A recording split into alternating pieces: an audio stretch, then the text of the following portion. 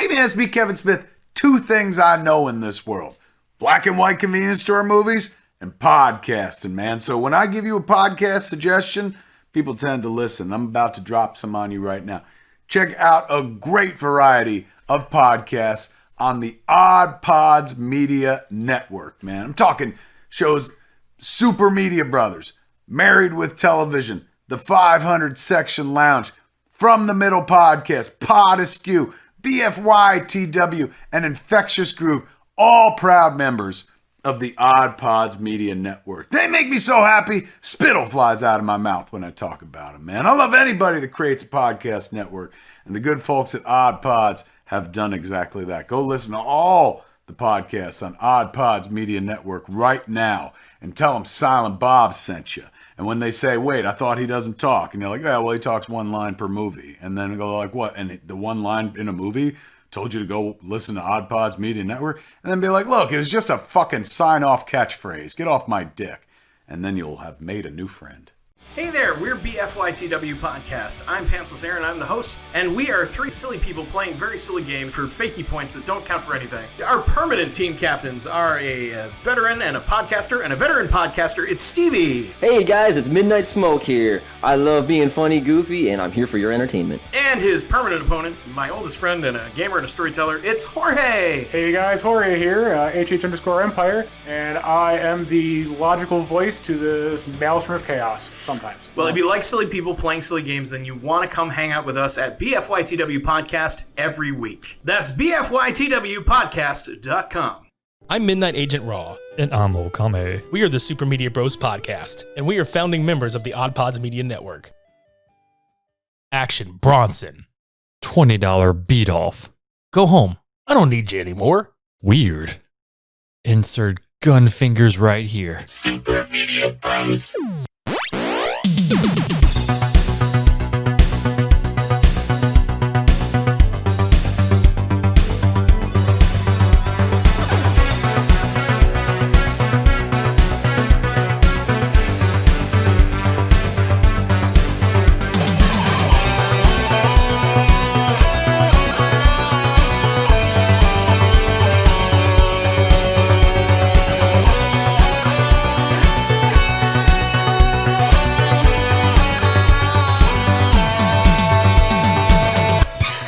Still looking at, if you're still looking like giving the Chuck Bronson sign off I am. for this thing. Hello, Chicago. I'm here. Ready to pop a cap in your ass. Yeah. Welcome to episode 153 of the Super Media Bros podcast. I'm Midnight Agent Raw. And I swear I'm not retarded. Happy New Year. It's 2021. Fucking finally. Push that fucking shit behind us. 2020. Yeah. We're here to blow that shit away properly, Literally. with the kickoff episode of Death Wish Month. We were originally going to do this in September, but obviously 2020 happened in a big way that particular month for us. And I'm starting off with a cup of Death Wish coffee. I mean, it's perfect. It tastes like Bronson. Yeah. So we decided here's the way we're going to do this is we're going to kick it all off with the original, the 1974 classic Death Wish with good old Charles Bronson, because holy shit. This was kind of the movie that put him at the forefront. I mean, Charles Bronson was, an actor for many years, obviously, but I think this is probably the role he's most known for. It kind of has an interesting, I guess you can call it a theory, if you will. Just, he took the job to do Death Wish, right? And it's like a nod to like, oh yeah, your career, you're asking for a death wish, right? Like this could go bad and everything can go to shit for you. Like it'll bomb. Yeah. It could bomb. And he just, oh fuck. Well, there it goes. It's kind of like how Square Enix made Final Fantasy. It was like, this is the final one. This is probably our last ride, boys. And boom, took off. Yeah. I mean, if you've heard of Death Wish, yeah, I mean, it's absolutely a classic. And later this month, we're going to get into all of the sequels that followed it, which, by and large, were probably not as good, but still fun. So let's go ahead and kick off and get into this film. I mean, we start off with Paul and Joanna on the beach. Good old Paul Kersey. And Hawaii or Yaoi or whatever the name of the island is. That's literally what they fucking said. Yeah, one of his coworkers is like, yeah, Yaoi, Wowie, Maui, whatever it is. That sounded like Bray Wyatt. Yowie, wowie. Yaoi. But yeah, they're on I guess a little getaway. Not so much a honeymoon per se, but maybe this is their honeymoon that they didn't take when they got married and just said, you know what, we fucking did 10 years of just hard labor and not giving a shit about ourselves. Let's just go take our honeymoon now. So they did. Yeah, and Paul Kersey's just a middle-aged architect. He's it's very apparent that he's a family man. He's got a home with them in Manhattan, which He likes taking pictures of his wife. yeah, he does. Like a bunch of them. His boss was like, "Give me pictures of Spider-Man." And he's like, "Best I could do is my wife." Close. That's good enough. I'll take him. Spank bank later. His wife Joanna, played by Hope Lang, actually. But anyway, you kind of get the layout that, you know, like we said earlier, he's kind of a family man. But dude, that taxi ride. Let's talk about the taxi ride that they took back from the airport, because you noticed how fucking stiff he looked whenever he was riding passenger. You know, I made this point watching this film. You warned me about it. I guess you can say that, warned me about it, but he is very just not stiff, but stoic at the same time, I guess. You can kind of, Right. Because he has literally no emotion besides just squinty face the entire time when he's like doing anything. Yeah, I mean, Charles Bronson, for probably I think all of these movies, he kind of has the look of he just shit himself, maybe. Like he sharted. Like it's a permanent shart. Like it's like a shit stain that won't go away. And he's just uncomfortable the whole time. He's just... So basically Death Tish. Yeah. He's just... like that's the sound he makes. Or he's constipated. He's not so much shat himself. He's just like, God damn it, I gotta go. I gotta take a death shit. But I can't. Joanna will know. I can't do it because it's 1974 and Joanna will know. I can't poop in front of my wife. She won't find me attractive anymore. No. She's already tired of me staining my ways. No. But anyway, so, you know, he's at work and, you know, he's laying plans out for a new venture. And his wife and daughter are getting groceries at D'Agostino's. And then I pointed this out to you because I didn't know if you would recognize him or not, just like right off the bat. But I believe this was one of Jeff Goldblum's first roles. Well, yeah, I mean, you pointed them out whenever he was running through the fucking supermarket rampant. And I was like, oh my God, that is him. What is his character's name? Freak number 1. Yeah, and this actually is his first role. So just to give you an idea, he was still weird at day 1. Not really as weird as he is now, but yeah, he was weird. yeah, but this particular grocery store offers home delivery. So his wife goes and grabs all these groceries, and she's like, "Yeah, just deliver them to my house." And these three fuckers, with, you know, obviously Jeff Goldblum and Tobe, they just kind of creep on her in the grocery store, and they peek into the grocery bag and find her address, because, you know, let's just leave people's addresses out in the open where you can fucking see them and shit. Confidential information, you know, not a big deal. Can't talk about it. It's confidential. But we'll leave it out in the open for anyone to read. But yeah, they follow her. They tail her and her daughter back to their apartment, and this what I can only describe as disgusting. Like, you know, we said these were classics. At least the first one is a classic. But holy shit, is it a little brutal here? Was it Killing American Style that had like a similar instance that was really just... Yeah. Because I think that's what it reminds me of more is when that scene happened. It's, first off, let's kind of rewind a second. One of the guys in the group is called Spray Can, according to the IMDb here, which he just tags everything he sees. And it's not really artistic per se, it's just lines. And he even draws a fucking swastika on the fucking wall in that apartment. Let's talk about the fact that the Joker did better in Batman when they raid the art gallery and they're just painting shit. Mm-hmm. That was better. Yeah.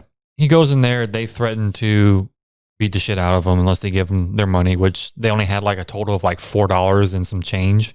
Yeah, because he was like, "You rich bitches, you got more money." But that didn't stop.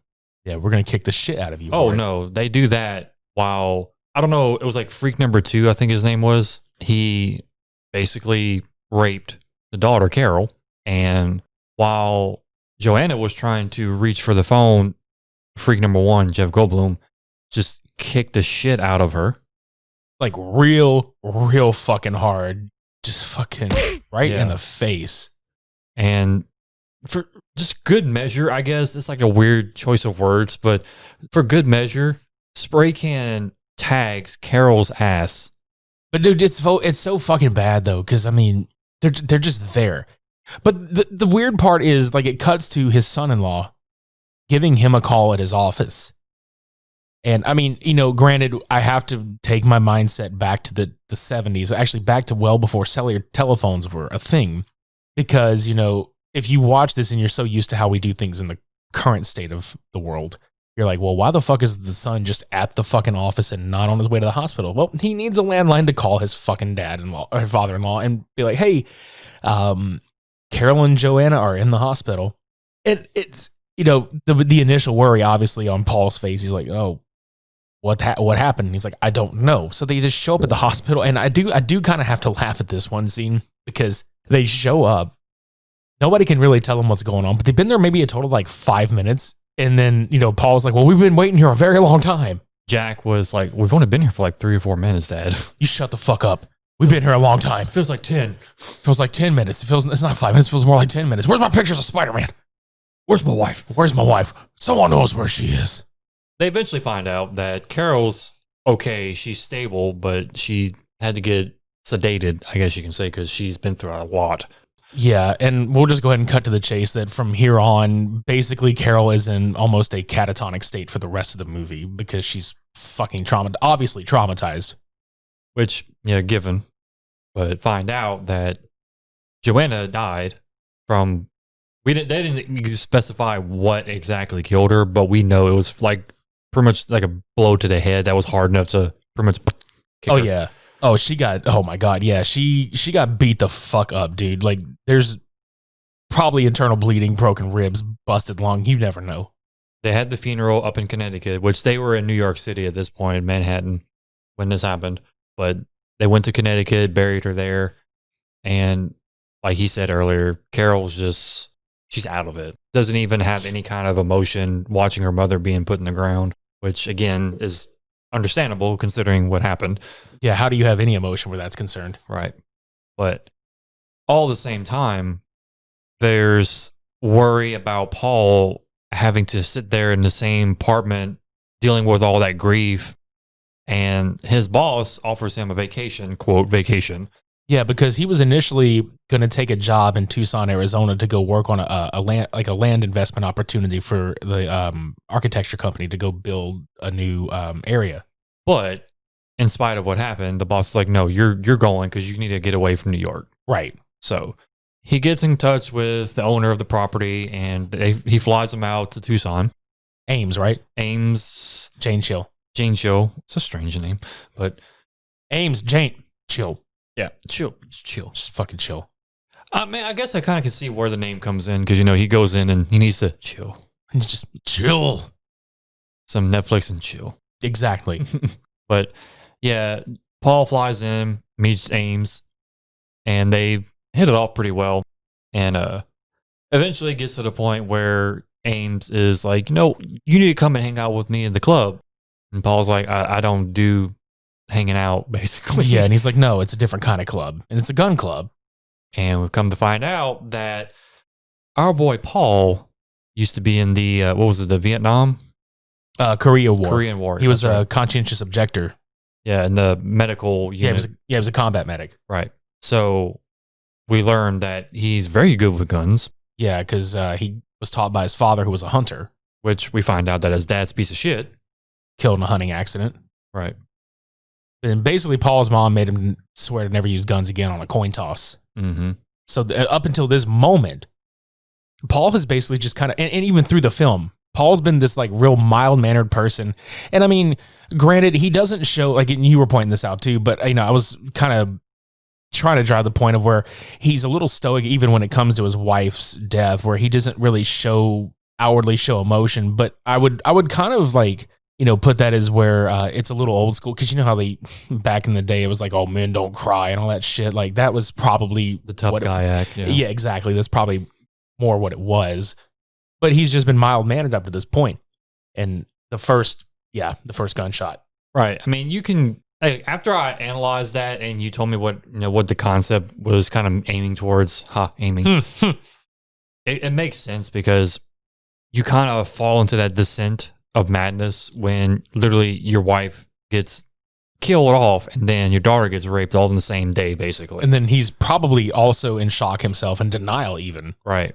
So to basically put on the facade of you're okay in front of everybody until like 1 or 2 moments, because I think at one point he was in his apartment back in New York and he was just drinking a glass of milk, like a strange drink of choice. But later on, you find out that he's basically getting kind of loony and he's losing his shit basically, and he starts drinking alcohol or hard liquor at this point. Well, yeah, because I mean, when he leaves the gun club, Ames was so impressed with, the friendship they struck up and his, shooting that he's been given a Colt police positive, which is basically like a 38 or whatever, and a box of ammo. And it was like in this really like nice wooden box with, like it was a really just well presented box, engraved on it and shit. He was like to Paul from Ames, but he sneaks it back to Manhattan because he gives him this speech about how he's like, everybody open carries down here. Nobody's worried about being mugged because, we're liable to shoot the fuck out of you and all that shit.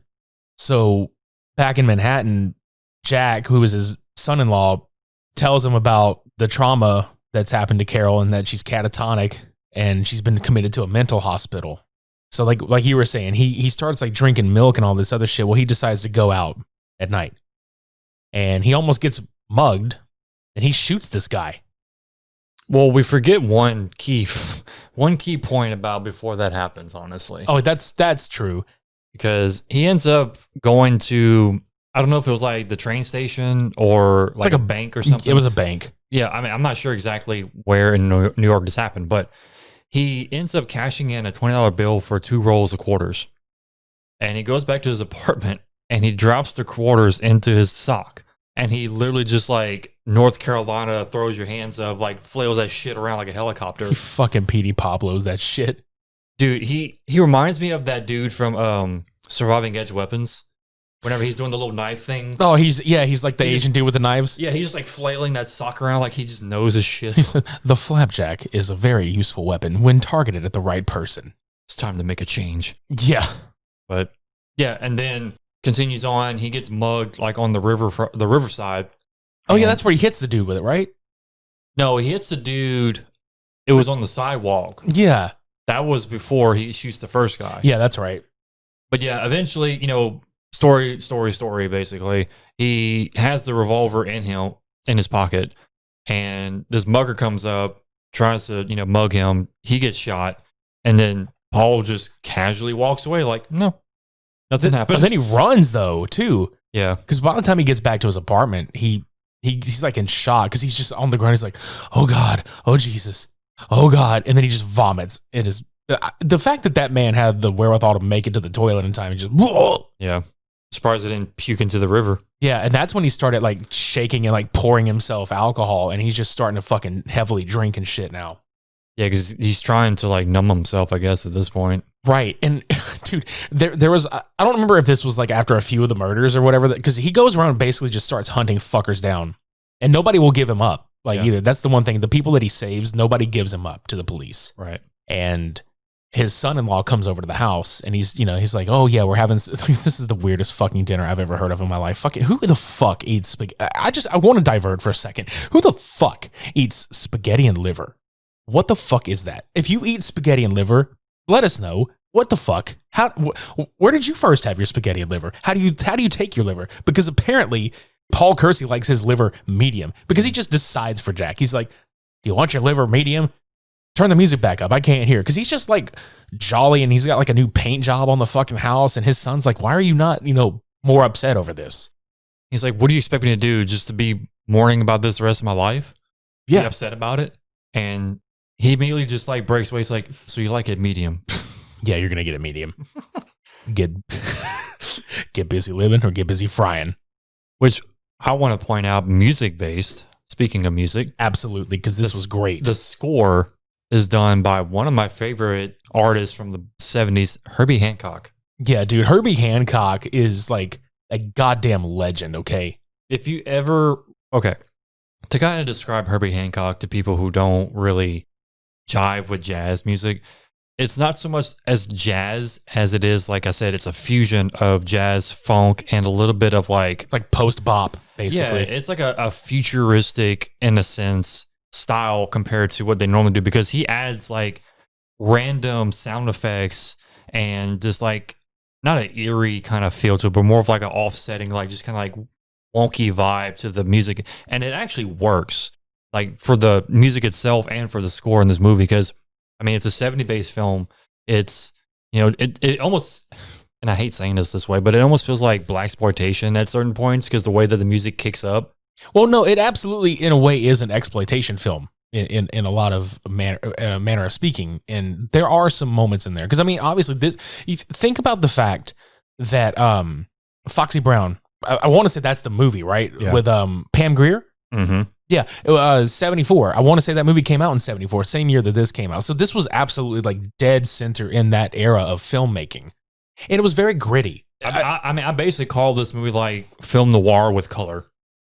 Yeah, it really is. And, you know, I mean, granted, you know, in the 70s, you had like that, because, you know, the film quality itself was still being shot on like 16 and 32. Oh, I think 32 millimeter, 8 millimeter, 16 millimeter, 32 millimeter, all that shit. But it was very grimy.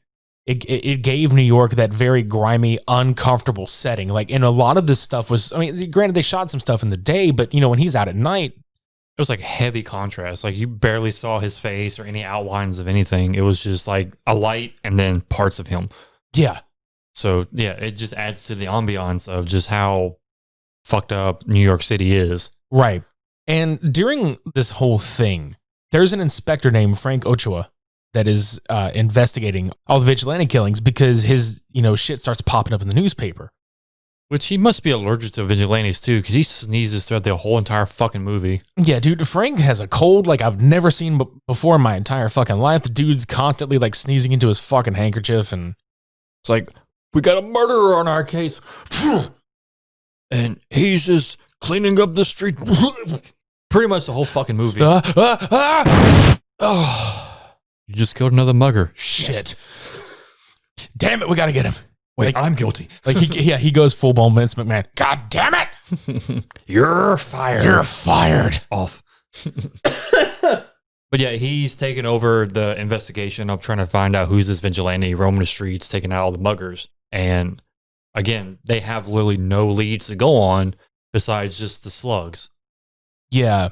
And also, I want to point this out, because I thought it was funny. I mean, I don't think it's so much of a montage, you know, but there's several sequences where he's sitting down. Paul Kersey's like sitting on his recliner, watching the news, reading papers. It's almost like he's admiring his handiwork. Yeah. Because now the citizens of Manhattan are starting to rise up and, you know, fucking fight back.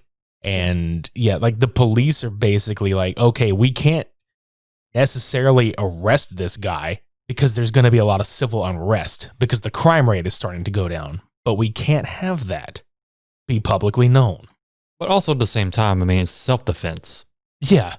I mean, you can't deny a citizen self-defense, right? You know? Yeah, but at this point, Paul Kersey is actually going out into the night and luring people after him. Like, he's setting himself up as like a victim to be robbed, and then he's fucking gunning him down. Is he though? Yes, he is. I mean, is he? Because he literally goes to a fucking diner to eat something and he pulls his money out, pays the bill, and walks out. And literally these two fellows follow him to a fucking Subway. He looks at them, though. He makes sure to make that $100 bill as visible as fuck, and knowing that he's putting it right back into his jacket pocket. He is setting these fuckers up, dude. I'm telling you. But I mean, he can't be at fault here because you have to think about it from a point of view of how we see crime, basically. If you choose to follow someone and to purposely harm them for the sake of taking what is theirs, You're going to get got. it doesn't matter if the person baits you or not. If you are sitting there looking at this person going, I have malicious intent, and they're literally doing this, like, yeah, I have this. Like, it's not that person's fault. It's the person wanting to do the harm. Right. But So, I mean, he's still setting some of these people up for damn sure. yeah. Because that scene in particular, whenever he goes down into the subway, They watch him go down one side and they make the block and go in from the other entrance. And he sees them and he's just like, all right. I see how this is going to be. You're going to come from both sides. Right. But yeah, he ends up gunning one guy down. The second guy gets a hit on him with his knife and he gets away, but he got shot basically. And I think it was the liver. Go figure. Paul wanted his liver rare. Yeah. He's like, I don't do medium. I want it bloody. Yeah. But he ends up getting away, and the cops they can't get a hold of Paul at all. Like, he just happens to walk away. There's liver on his sweater already. Paul's spaghetti. Yep, there you go. He's Eminem before Eminem. Right. But the doctor on site at the hospital finds the slug, matches the gun from the previous murders, and the fucking cop. I know what you're getting at. The fucking cop, the detective asked him, like, what was his testimony? He's like, oh, well, it's pretty much like, I got that motherfucker. I hit the motherfucker. Yeah, he's like, I hit them. The way he reads the police report, he's like, I cut that motherfucker. The way he says it was just so fucking funny. I cut that motherfucker.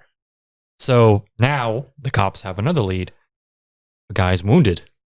They don't know where, but he's wounded. Yeah, because Paul goes to his house and he bandages it. Well, he yanks a bunch of cotton out and pours alcohol on it and cleans the wound out and all that shit. And then the other thing that they narrowed it down to was that, okay, let's look for grocery stores and let's see, who the fuck, shops here in their neighborhood and see if there was any killings around these areas, because people locally like to shoot. They like to shoot. They like to shop. They like to shop around where they live. They also like to shoot around where they live too. Shoot and loot. So that's a thing. Fun fact. There was actually a club around our town a while back named D'Agostino's. Coincidentally, is the name of the grocery store, but it is also a chain of grocery stores in this part of the country. Right. But yeah, they narrowed it down to whoever shopped there, whoever had any family members killed, who was a combat vet and was about, a certain age group, depending on, the war, basically.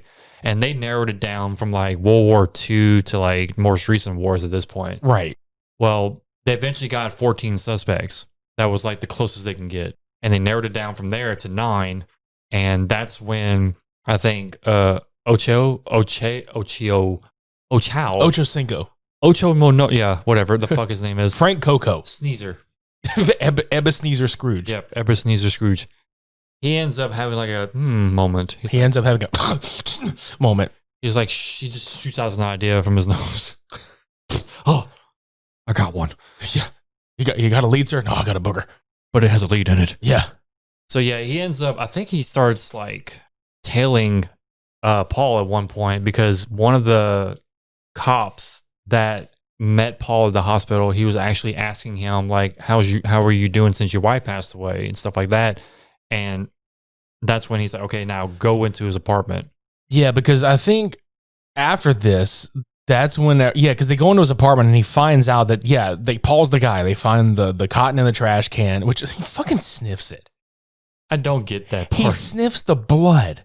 Yeah, on the gauze. Dude, okay, it's gauze. It's red. It's in a trash can. It's blood. You don't have to fucking sniff it. Just take it and go. Put it in the evidence. I mean, it's not like a tampon or anything, dude. Come on. Right. He just picks it. He's like, chew.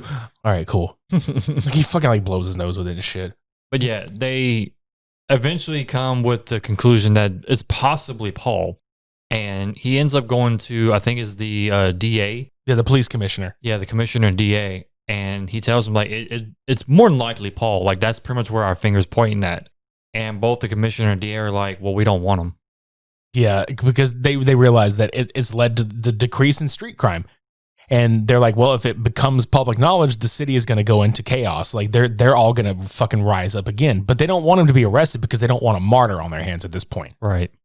Ocho does not like it, but he's just like, okay. They're like, yeah, just scare him off. He's like, scare him off? Scare him off. Okay. Yep. I'll sneeze at him. Yeah, no shit. But this is funny, though. It's a pretty funny sequence. Like, he runs around, and then he finds the phone booth, and he calls him. Paul Kersey? Yes, because he's in his office. He's like, you're under police surveillance. Click. That's it. Well, I mean, his receptionist was like, oh, he says he has a voice that you might remember. Yeah, and he's like, I'll go ahead and patch him in. It's like, yeah, you're being surveillanced. It's like, How am I supposed to recognize that? You didn't give me time to even try. I like that Paul just kind of sits there. He's like, like that's gonna fucking stop me. So he leaves his gun at his office and goes home because he knows damn well he's about to get frisked, which he is frisked. And they're just like, oh, well, we're sorry. I'm like, I'm not going to press any charges. Because the officer was like, oh, I'll give you my badge number. And if you want to, make a complaint. Yeah. He's like, no, that's all right. So he fucking goes home and they're just like spying on him. And it's just kind of creepy because they're like, he hasn't answered his phone in like 10 minutes. Go see if he's in the shower or something. And then fucking go upstairs. It's like, dude, it'd be like in Home Alone 2 when Tim Curry goes upstairs to check on the Kevin McAllister at the fucking hotel and the giant, like that would have been fucking hilarious here. Like he goes to check on Charles Bronson, but Charles Bronson is sitting there with his fucking talk boy playing the fucking cool jerk and the fucking Bozo the Clown's like, get out of here, you little jerk, or I'm going to slap you silly. Mm-hmm. That'd be fucking great.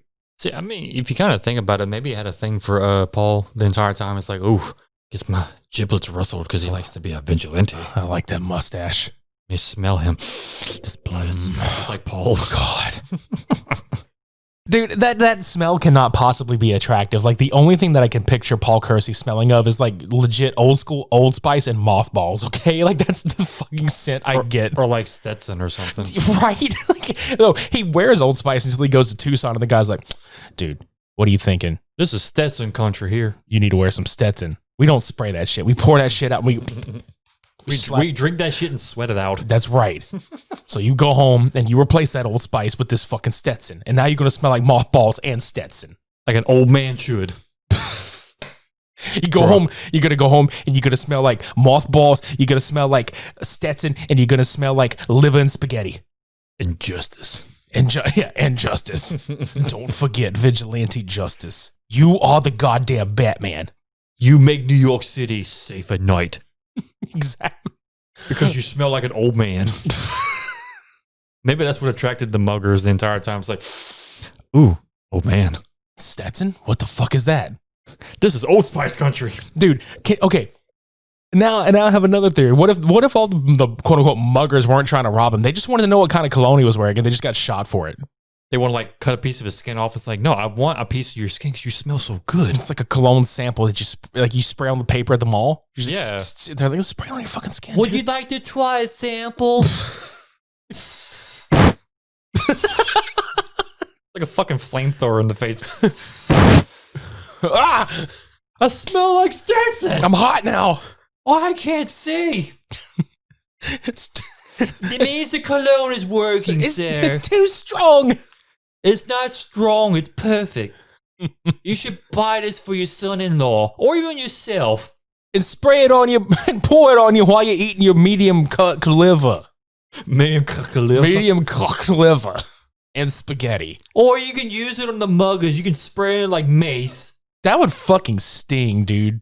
I mean, that'd be an easier way to get rid of people. Like, it smells like Stetson. It's like, I don't want that shit. Like a fucking Stetson Molotov cocktail. This is a little tiny bottle of cologne. That's what I'm saying, dude. It's not even like enough to make like a big explosion. Just, that's it. He's like, oh, I'm on fire with desire. I'm burning like an old man with fucking crotch rot. I'm burning for you. Did Did that song come out by this time? Because if so, that would have been great, okay? While you look for that, fucking continue on, because we are way to fuck off here. Yes. So Paul he's being pursued by the police. He leaves his apartment and goes to, okay, you found it? 7 years after. God damn it. Okay, moving on. So he leaves his apartment, right, and out the back door, and he just kind of peeks around, and this is cracking me up. There's somebody dressed like the Tin Man. I think the Wizard of Oz. People are like dressed like people from the Wizard of Oz and some other people. What the fuck are they doing? I think it was like a costume party or something. Yeah, and he just kind of blends in with them and walks off. I mean, that's it. I mean, Charles Bronson could have absolutely passed for the Cowardly Lion, just in regular street clothes. I mean, it's like this scene in fucking Futurama. It's like, you don't need courage, you need a gun. But yeah, he goes to his office to retrieve his gun, and Ochoa like just misses him coming out of the building. Yeah, that's like he like circles like a fucking vulture throughout most of the city, like trying to find Paul the entire time. Like he goes to the building he's working at. It's like, did you see Paul? Yeah, he just came up and went back down. Calm down, Sorry. Ochoa. Right. That Stetson hitting you. Yeah, it is. That proverbial Stetson. So Paul goes and he follows this one guy, or he's walking through the park and he shoots one dude because he gets cornered by I think 3 people. Yeah, there was a home dude upstairs, and then there was 2 guys downstairs. Yeah, I mean, he blows the 2 downstairs away like it's nothing. He shoots the dude upstairs and takes off running. So he fucking runs after him, but Paul actually gets shot too. And he follows him to I don't know what it is. It's like this warehouse kind of area It was outside. like a refinery or something. Yeah. Well, then Paul corners the dude, and the guy's in the spotlight, and Paul's like up these fucking stairs, and he just looks at him. He's just like, "Fill your hand." And the guy's like, "What?" He's like, "Draw, pilgrim." And What? He just collapses. "Break your Stetson cologne out, pilgrim." What? Get out your old man. What? Old Spice, kid. Are you wearing it? And he passes out. Because finally, the Old Spice caught up with him. Yeah, he's like, "Oh, I can't take that smell. I mean, it was actually blood loss, but I mean, I would like to think it's the cologne smell." Yeah. He put too much of it on. He's like, "Oh, fuck, I can't breathe." And he fucking passes out. Maybe he finally got poisoned when he drank too much Stetson. Right. But yeah, the mugger escapes and Paul's taken to a hospital, but the gun that he's been using this whole time gets discovered by this was it Jackson Riley? The patrolman? Yeah. Yeah, Ochoa grabs it and tells the guy, like, "Forget you ever saw this. Did you show anybody?" And the guy's like, "No." He's like, Yeah, "Well, did good." you report it? He's like, why not? He's like, well, I was waiting for further instruction. It's like, forget you saw this. So he goes and makes a visit to good old Paul Kersey, who is just laying in bed. And the nurse looks offended as fuck that Ochoa's walked in. He's like, "Can you give us a minute?" And she looks at him and she's like, "Bitch, give me a minute with him. Shit, he hot." It's like she was ready to get undressed and everything. It's like, man, I was on the first button. Yeah, no shit. And then Paul wakes up and he's like, "You asshole, this is how pornos are supposed to start." You're next. "Yeah, you're next. I didn't get this Stetson for nothing." Like he literally is just like in the bed, just like He's next, slapping himself. it's like smelling salts for him. Old man syndrome. Yeah, like they wake him up out of a coma with it. It's just like, just wave this fucking piece of skin with Stetson on it in front of him. He lost too much blood. No, I didn't. What does it smell like? Justice. Vengeance. Yes. Vengeance by Stetson. But anyway, he basically tells him, he's like, "We'll forget this whole thing ever happened. I'll drop the gun in the river, but we need you. You work for a company that's got a lot of locations. You're going to get a transfer out of New York City permanently. We'll forget the whole thing ever happened. I'm going to drop this gun in the river and you can walk." Fair trade, honestly.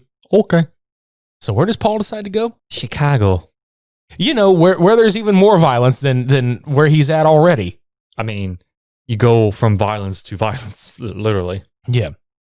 So he gets greeted by this, another representative of his company, like in that branch. And then these thugs are harassing this. This is the thing that pissed me off.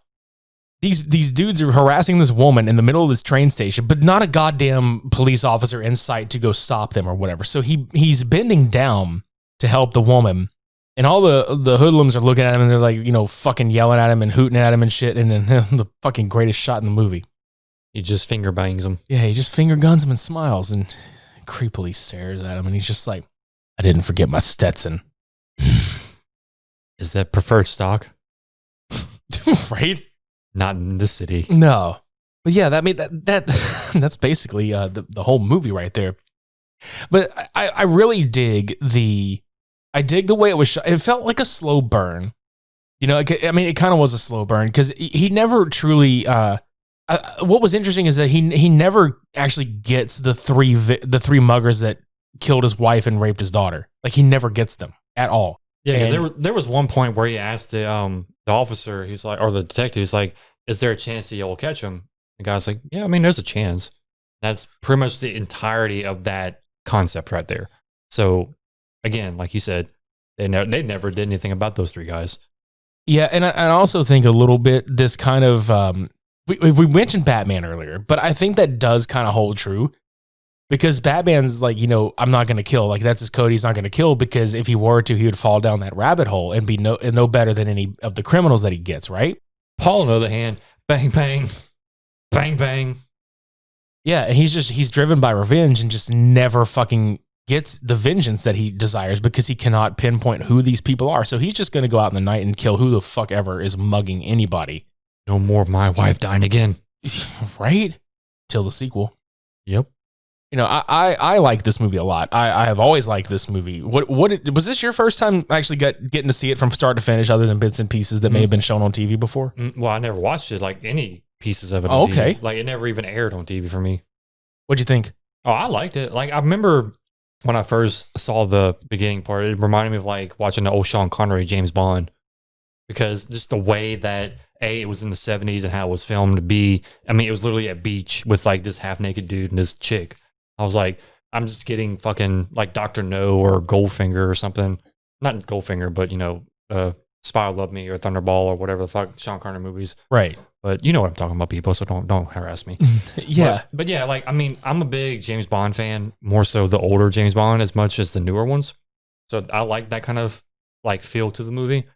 And I'm not harping on the slow burn at all. I'm more used to like not so much like the gutsy action, like gritty, like I'm gonna shoot everybody, period, and make this big old deal about it. I do like where I have to literally kind of slow down and think about it and have more of like an idea here and there of like, okay, this could be happening here, not just like, oh, bang, bang, bang, bang, bang, and that's it. So it was a nice pace for me. So I enjoyed it. Yeah, I mean, and this movie is absolutely a classic. You know, when people talk about Death Wish, it's one of, you know, it ranks up there with the vigilante genre, kind of how like I Spit on Your Grave and Miss 45 and films like that, where, you know, people that are attacked or are seeking vengeance, they take it into their own hands when the law does not, you know, do them justice. And, you know, I know this was, like, we definitely had some comedic moments that we thought about, you know, parts of this movie, but for the most part, like Death Wish itself is absolutely a serious film. It was very well done. And this movie really made Charles Bronson a megastar. And rightfully so. I thought it was a really good character. I liked the way that they developed him, kind of going into a descent. You really can't go wrong with this movie. However, getting into what we'll be talking about for the rest of the month, without giving too much away until you guys watch, you know, these movies for yourselves, or you come listen to us talk about them.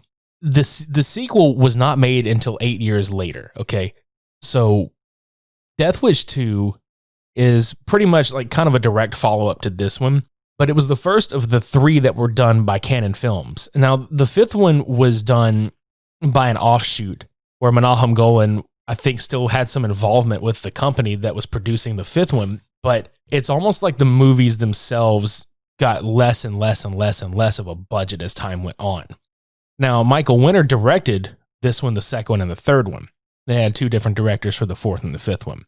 So what we decided to do, in lieu of just talking about each film one per show, we're going to do Death Wish 2 versus Death Wish 3 for our next week's episode for Cult Cinema Showdown.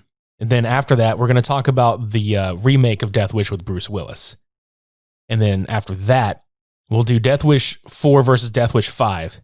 And after that episode, we'll kind of figure out, okay, out of the 2 winners, which sequel was better. Right. Then for the fucking grand finale, there was a movie that was made with I swear to God, this dude looks just like Charles Bronson, called Death Kiss. I will say that I've never seen it. So I'm trying to save it for like when we actually sit down to watch it together. Like I want this to be like, cause like more often than not, I've seen most of the films we talk about, like, you know, forever ago. But I definitely want this to be like a legit, like let's sit down and watch this together for the very first time and be like, what the fuck is this? Because I can tell you right now, I don't think this is going to be very good. Yeah. I mean, wasn't it the one that I looked at the cover and I was like, he looks like a Mexican Trump? Yeah.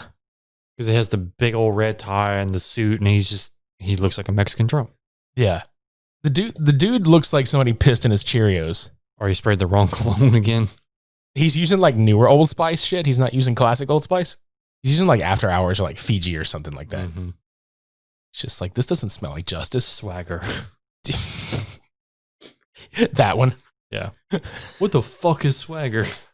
I don't know. Does it smell like shit? That's what I have. I've got swagger. What the fuck, bitch? The fuck you do? You'll be a dead son of a bitch. I'm just sweating swagger. Oh my God. But yeah, I'm excited to talk about these because as much as I like the first one, I actually like a few of the sequels. I'm not gonna give away which one my favorite is, but honestly, they all have something. They're over the top. They're canon films. God damn it, they're schlocky. They're over the top. There's explosions. There's yeah. It's ridiculous. I think you gave away enough by saying they're canon films. Yeah, exactly. These movies are actually.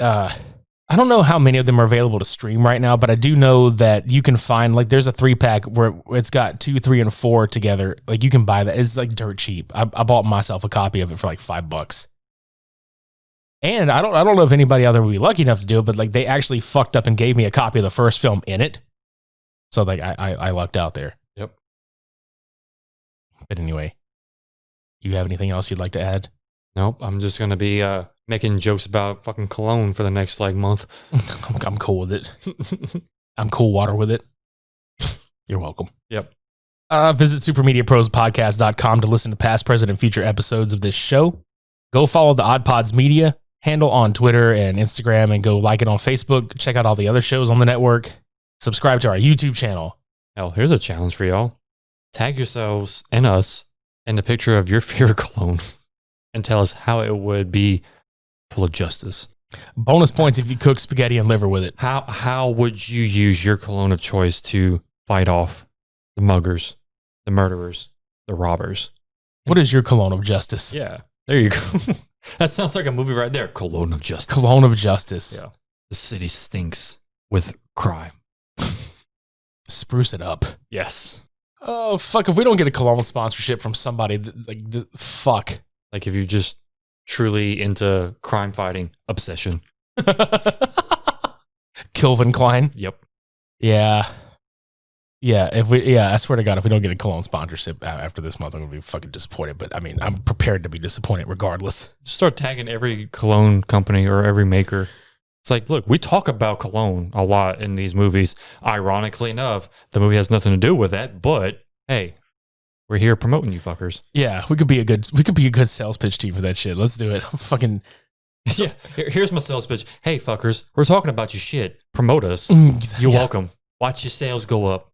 I swear to God, whenever we type the episode up and post it to social media, I'm gonna fucking tag Stetson and Old Spice in it. Yep. Because fuck it, why not? We want to be smelly old men in a good way. Yeah. I think we should roll out of here on that note. Yeah. Oh my God. Yeah. Yeah. Go buy some cologne and listen to this shit and cook spaghetti and liver or just liver. Make it medium or rare, whichever. Yeah. Pump it full of lead first. Shoot somebody's liver and take it out. Here you go. Here, we'll cook this. Put some Aqua di Gio on that liver. Sprinkle it good. Oh, fuck. That was episode 153. Until next week, I've been Midnight Agent Raw. I'm Okame. Spray it on. Stink off.